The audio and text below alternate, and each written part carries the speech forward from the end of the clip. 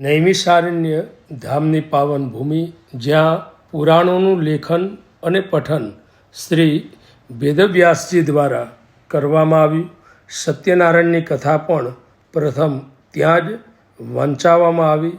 મનુ મહારાજે પણ જ્યાં તપ પૂર્ણ કરી અને વૈકુંઠનું પરમધામ મેળવ્યું હતું અને જ્યાં 88,000 ઋષિઓની આ તપોભૂમિ છે, એવી પાવન નૈમિષારણ્ય ધામની ભૂમિની અંદર સપ્ટેમ્બર મહિનામાં 8/9/2025થી 17/9/2025 સુધી પરમ પૂજ્ય જયેશભાઈ શાસ્ત્રીના શ્રીમુખે સુંદર મજાની ભાગવત કથા સાંભળીએ.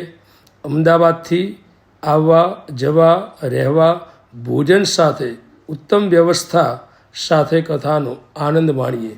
બહુ જ ઓછા ખર્ચમાં, એટલે કે 9,500 તથા 11,500માં જ આવવા જવા રહેવા ભોજન વગેરેનો સમાવેશ થઈ જાય છે.